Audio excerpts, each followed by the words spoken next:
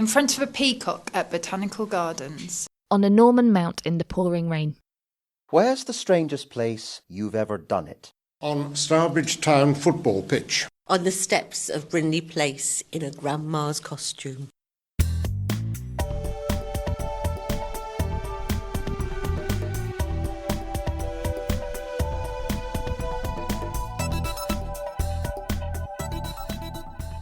Hello and welcome to the Amateur of Life and Death podcast. I'm Luke Plimmer. And I'm Michael McLernan. And in each episode we take a look at a different aspect of the world of am-dram and feature an amateur theatre maker talking about their theatrical life, theatrical loves and even the times when they've died on stage. Our backstage pass holder, John O'Neill, will also take us behind the scenes at the Crescent Theatre, Birmingham, to discover more about what goes into making a great amateur production. And today's episode is all about performing outside the relative safety and comfort of a theatre building, and I'll be talking to James Knapp about his experiences of outdoor performance. James is an experienced actor and director, and is currently directing an outdoor touring production of Pygmalion. At the top of the episode, you heard some of the places people have performed or watched a performance that wasn't a theatre. Let's hear some more. Where's the strangest place you've done it? In a lift in college. Blackpool Beach. By the floozy in the jacuzzi. A farm. In a cave in Edinburgh. In front of a moving train. The gym.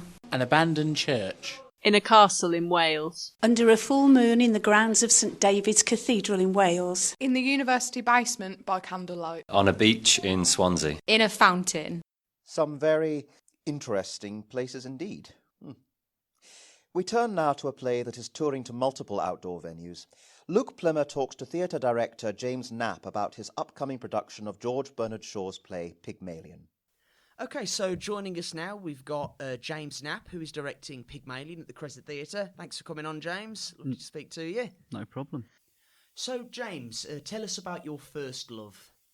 I always remember when I was young being taken to pantomimes back in Weston-super-Mare, so not the highest quality pantomimes, but I remember really enjoying those because it was part of Christmas. But I think the first time I thought very seriously about theatre and wanting to get to know more was when I went on a school trip, and I think we went to see Hamlet, and I remember all my classmates being exceptionally bored, but I was the only one who was on his edge of his seat, sort of loving every minute of that. And I think I remember going home and wanting to know more about theatre, and trying to get my mum to take me to more serious things than what sort of came to Weston-super-Mare Playhouse. So it was that sort of age. So that was sort of the beginning. So what's been the love of your theatrical life? So many, really. Lucky to sort of be able to act and to direct through my education, through my job. I think being part of the Crescent Theatre for the past 10 years has been a real highlight because of the variety of plays I've been able to either be in or direct. I never expected that from an amateur theatre group when I first joined 10 years ago. And there's so many. I could talk for hours and hours and hours about the roles that I've truly enjoyed. I think my highlight was Stones in His Pockets by Maria Coles, where myself and another member of the theatre, John, played two characters who then took on 7-8 different roles, and also had to have a variety of accents, which was a huge challenge, some successful, some not so successful.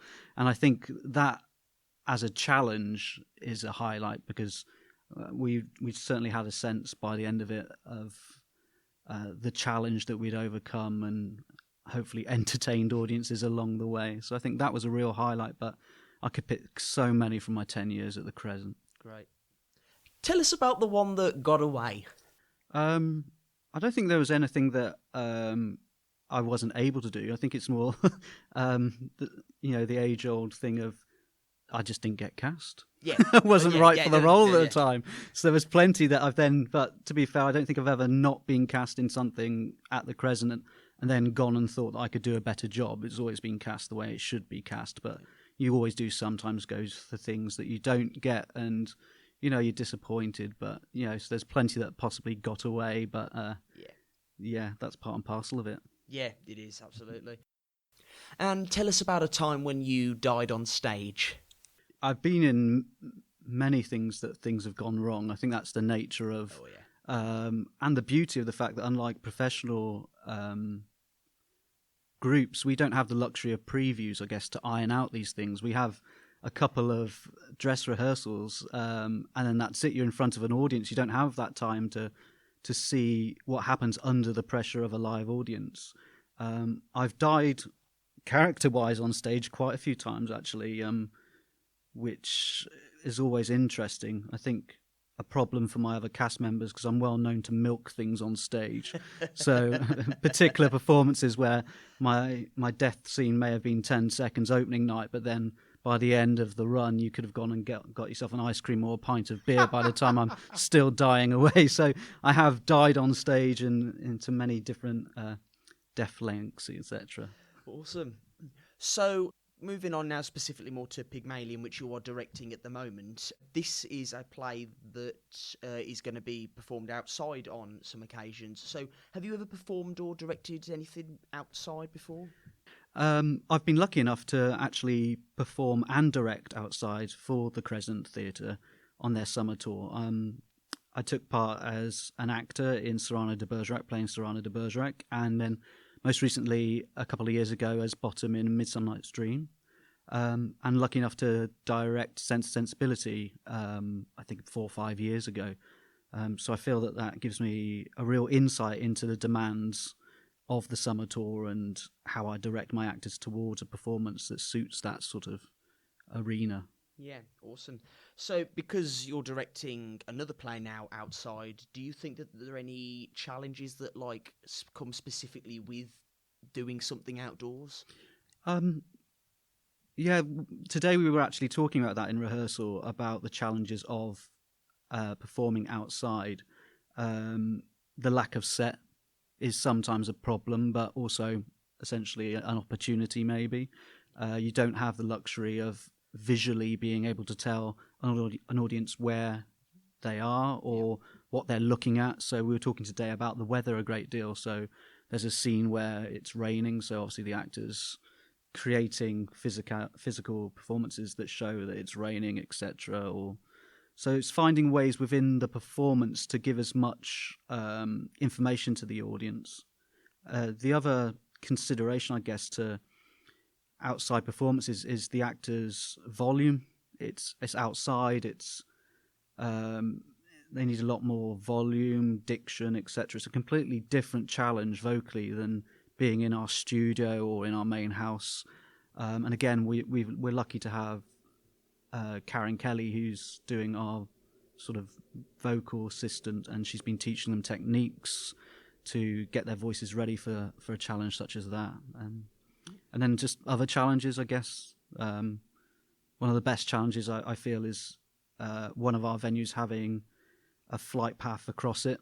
That's always interesting, especially when you're doing a period piece. You suddenly hear the EasyJet flight to Malaga go across. It's hard to try and work that in.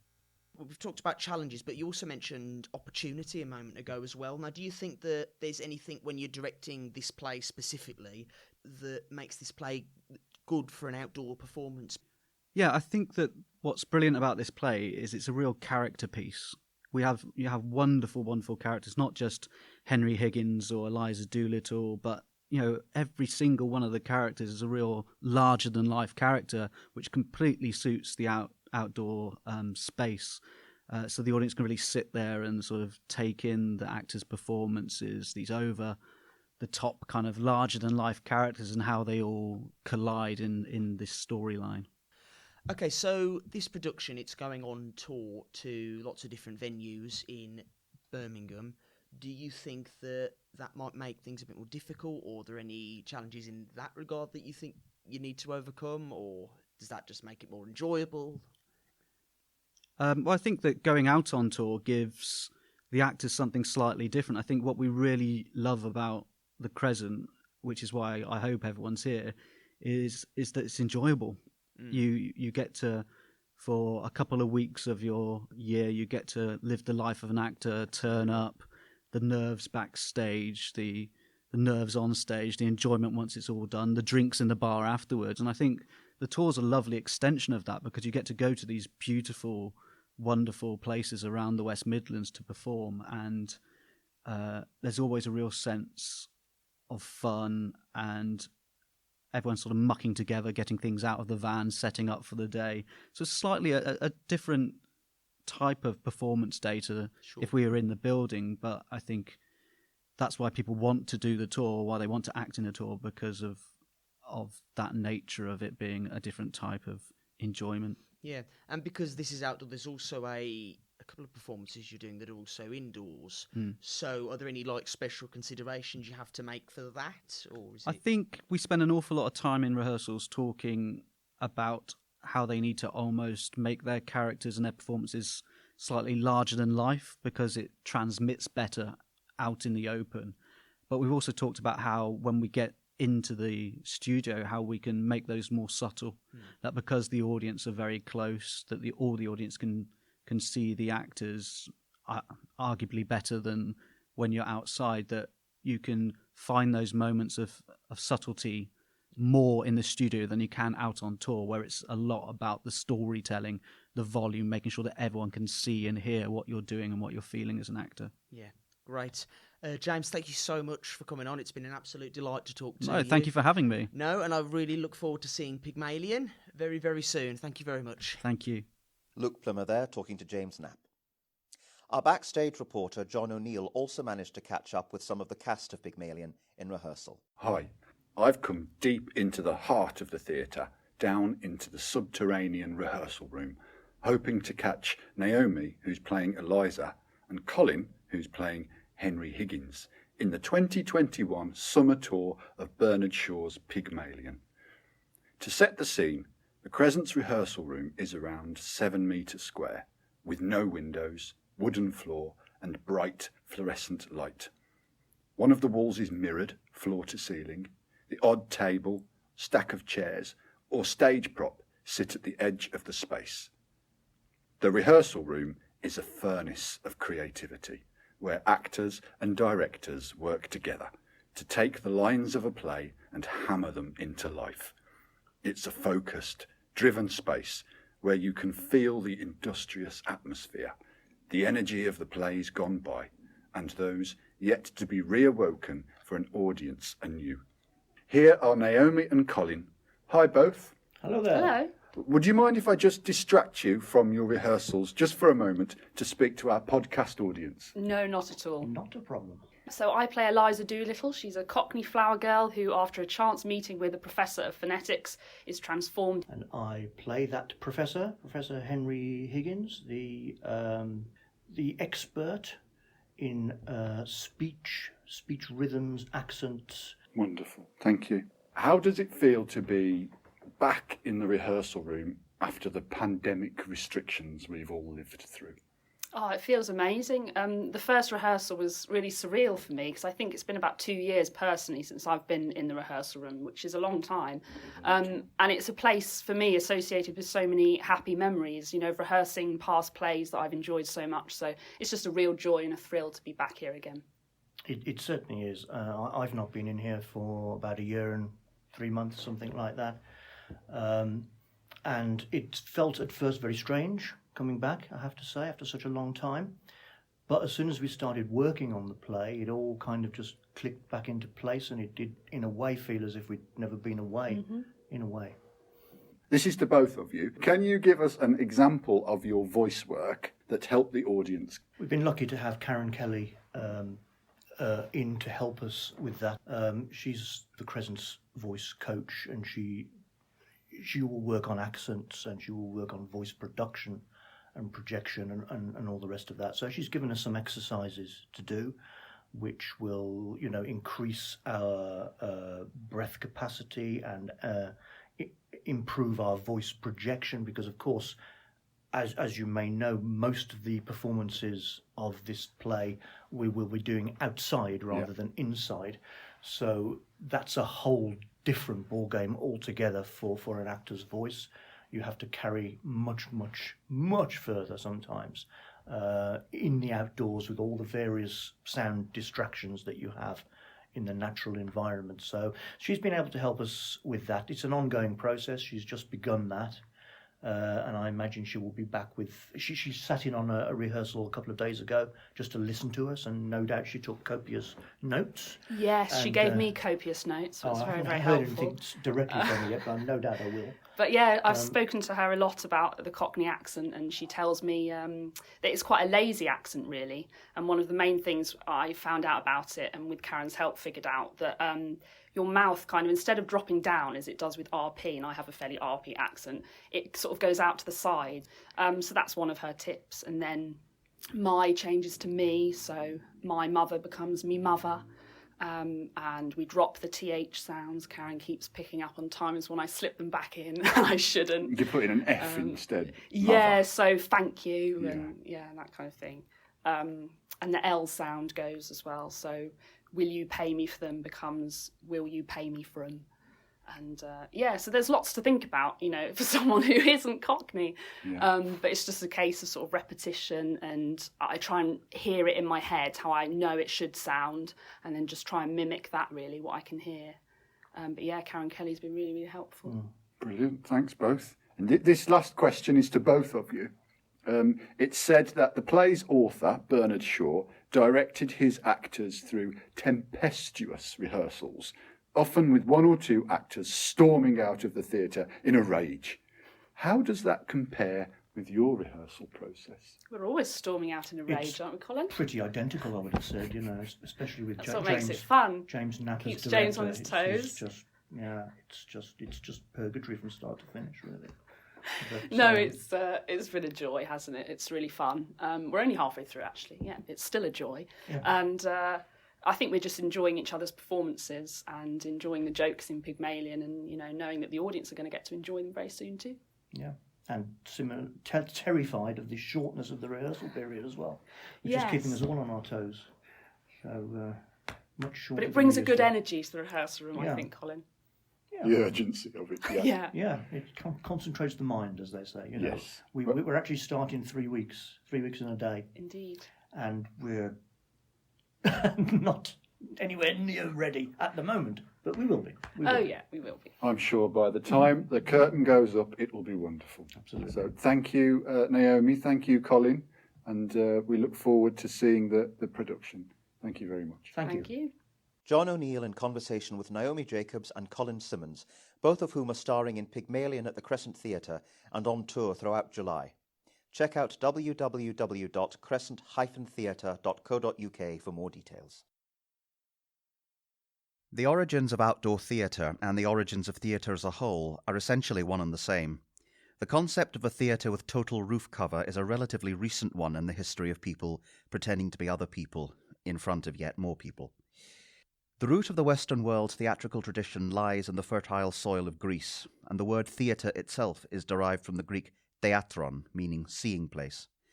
Historians think that Athenian tragedy emerged sometime during the 6th century BC, and it was performed in amphitheatres, which were open-air structures.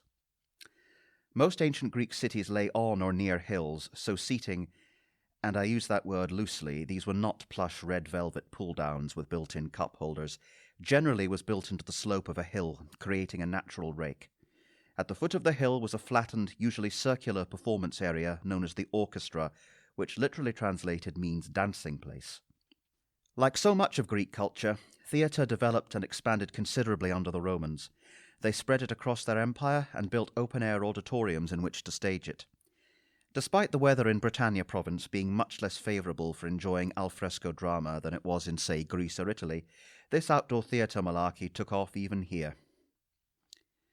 The first plays formally developed in Europe after the collapse of the Roman Empire were the mystery and miracle plays. These depictions of Bible stories started out as a series of tableaux accompanied with songs, and then developed into spoken word productions with moving scenes. Physical reenactments of religious texts became extremely popular with a largely illiterate population. Historians estimate that perhaps only 6% of the population of England could read in 1300, and travelling companies of actors, as well as community productions, became increasingly common by the later Middle Ages. Also in the medieval period, British theatre developed the mummers' plays, a form of early street theatre associated with the Morris dance, and concentrating on myths like St. George and the Dragon, and popular folk tales such as Robin Hood. Actors travelled from town to town performing these for their audiences in return for money and hospitality. Despite the challenges of the great British climate, most theatrical performances took place in venues that were either partly or fully open to the elements right up to the 17th century and beyond. Tudor playhouses like the Globe were partially covered with thatched roofs, but still relied on daylight for visibility and were therefore built to be open to the sky. It is thought that the first indoor theatres in London were St Paul's, built in 1575, and Blackfriars, built in 1576. These were constructed inside existing buildings, however, rather than being purpose-built structures in their own right. They were lit by a combination of candlelight and the daylight that came in through the windows. Until 1609, indoor theatres were used exclusively by boy companies, with adults playing at the outdoor playhouses, which could hold much larger audiences. However, in that year, James Burbage, father of Shakespeare's premier tragic actor Richard Burbage, was granted permission for his adult company of players to perform at the Blackfriars Theatre, and so the move inside began. This development rapidly accelerated when artificial light options became a reality. But the history of theatre is so long that indoor venues are still a relative novelty. So the next time you're sipping warm Prosecco from a plastic glass on a camping chair in the grounds of some stately home, watching people pretending to be other people, probably in the rain, remember that you're experiencing the magic of theatre in the way that it has been experienced for the majority of the past 2,500 years. Often we only see the actors performing on stage, or in a garden, stately home, or other exotic location, but there is a small army of people behind the scenes bringing a show to life. From sound and lighting designers to props makers and stage crew, there is a dizzying array of talented people whose voices we rarely hear. John O'Neill, our backstage reporter, will lift the lid on some of what happens behind the scenes, and in this episode he talks to costume designer Stuart Snape. I've made my way to the sewing room at the theatre, which is part of the costume department. For the uninitiated, the sewing room is hard to find. Navigating the doorways, stairways and corridors to reach it is akin to following an elaborate stitch to a hidden part of the building. The room is a place of work. Sewing machines line 2 walls. Costumes chosen for performance hang bunched together on rails. Buttons, wigs, belts, tape measures and more are methodically shelved all around. There is a large work table in the middle of the room and a small cubicle for cast members to try out costumes that have been carefully assembled for them. There is a warmth and magic to the sewing room. The assembled clothing is lovingly made ready for its brief moment of glory on stage. The lights will strike the fabric and bring the spell to life, before, all too quickly, the costumes go dark once more and are stored away for some future enchantment. That sound is Stuart on the sewing machine, busy at work on costumes for Pygmalion. Hi Stuart, I'm just guiding our podcast listeners around the sewing room. Could I interrupt you for a moment and ask a few questions? Yeah, sure, John. Yeah, it's fine. You're part of the offstage production team for the Crescent Theatre's summer 2021 tour of George Bernard Shaw's Pygmalion. Can you tell us what your role is? Yeah, sure. My role is costume designer, which is a little more than it sounds. I don't just design the costumes, I actually decide what each character wears in every scene and act. So it's quite an involved job, but luckily with the summer tour, although it's logistically difficult because of the different venues that we perform in, it's not usually a massive cast. So it's not like doing Spamalot or something like that. So it's doable. How does it feel to be back involved with a production after the theatre went dark for a year or more due to the pandemic? Well, it's amazing, really. It's so wonderful to be back. And in some ways, it seems like it's been a really long time that we've been away from the place. But I have been coming in occasionally, now and again, just to keep things ticking over. And once I knew I was doing this job on this show, I've been coming in quite regularly. So it's like being back home, really. And now it almost seems as though we've never been away. Yeah. You know. Like the pandemic never happened. Yeah, almost. Apart from having to wear masks when you're moving around the building and things like that, keeping away from people. But true, yeah, true. And I should say that we are sat socially distanced 2 metres apart. We are. We are following the rules. Pygmalion is a period piece. It was first staged in 1913, which is 108 years ago, and I used my calculator to work that out. What part are you playing in transforming the actors and taking the audience back in time? Well, for me, costume is one of the most important elements of a show, because everything that an actor wears on stage gives the audience a clue as to what that person's status is, what their age is supposed to be, and what their character is in a way. So you can do a lot with costume. So when someone has to transform from one thing to another, it's quite important to get the details of each costume right, the first one and what the person transforms into. So. Oh, you're in the middle of something.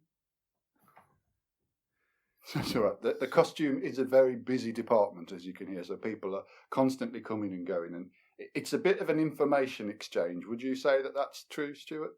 Yeah, I would do, yeah. You mean the actual sewing room itself? Yeah. Yeah, definitely. People come here to find things out, and they come here when they've got lost or whatever. So even though it's tucked away in a corner of the building, we still get quite a few people popping in. Yeah, it's a lovely place to be. And just going back to the questions, yeah. How do you know what the actors should wear? So, for example, this is 1913. How do you know what they wore in 1913, and where does that costume come from? Right. Well, research, obviously, a bit of experience, because I've been doing this job on various shows quite a long time, and I particularly enjoy doing period costume.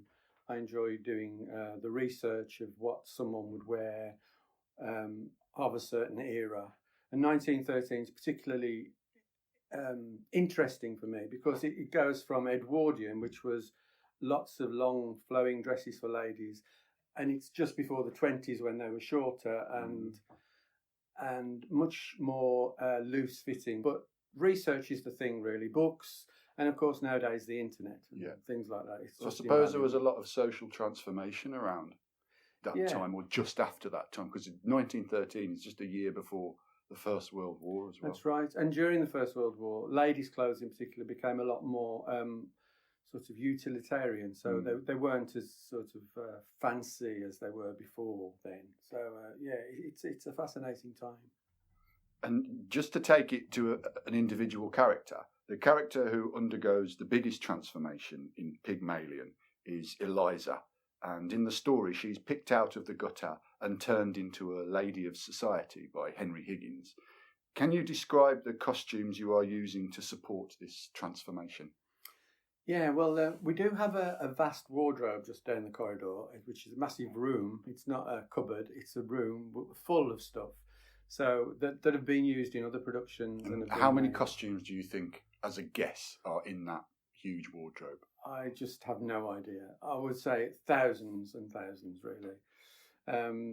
I mean, full costumes plus other items, accessories and things like that. It just runs into thousands. So we're very lucky to have that.